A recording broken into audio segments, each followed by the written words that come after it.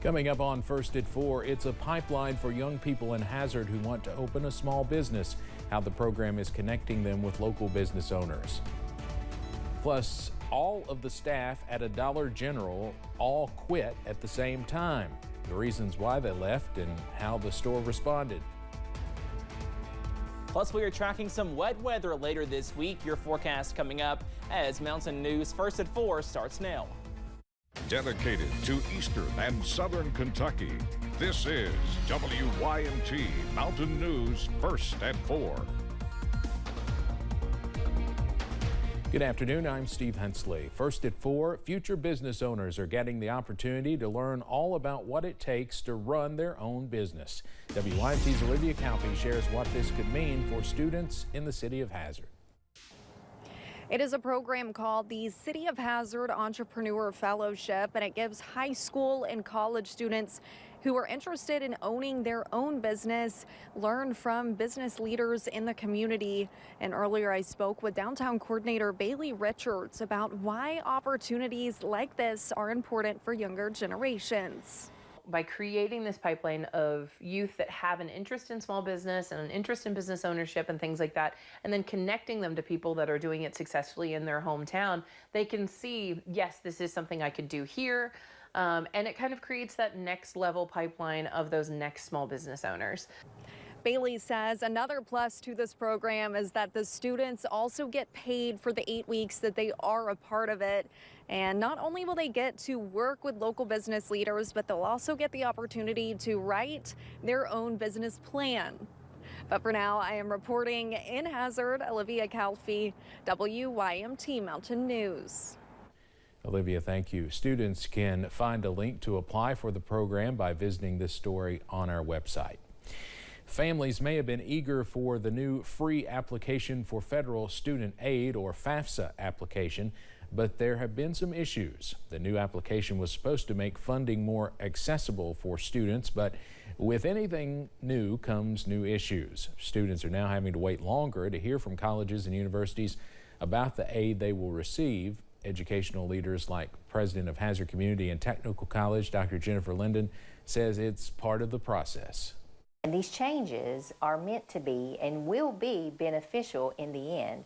But right now there have been some hiccups. As with any new process or new form that started, oftentimes there are hiccups. As students await the funding packages, officials recommend they continue to apply for outside scholarships and grants to fund their higher education.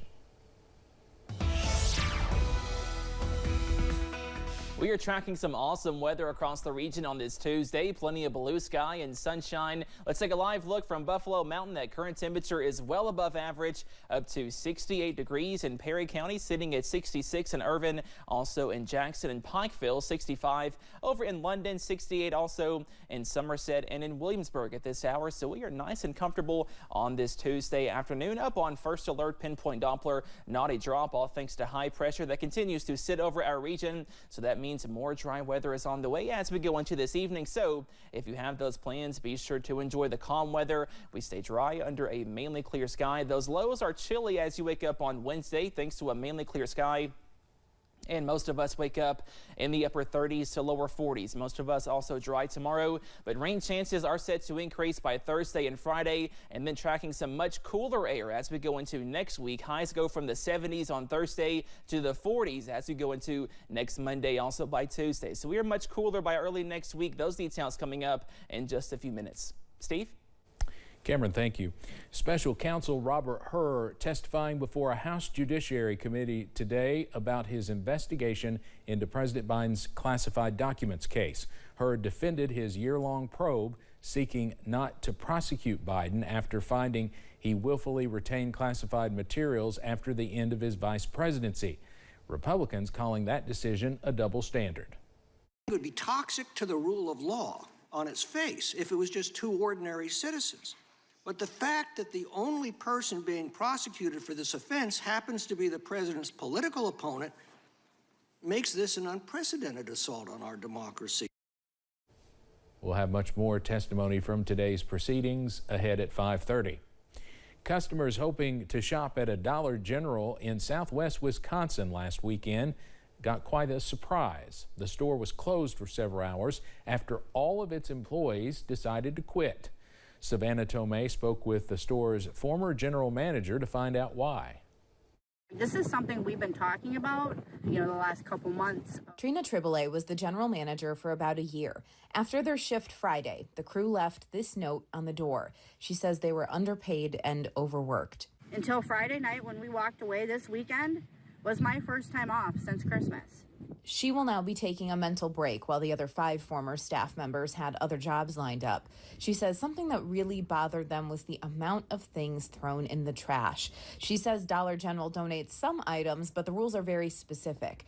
So things that she would love to donate and give to people in need had to go in the dumpster. There have been tears that have been shed over the fact that we're throwing away coffee that, is not expired, but it's close.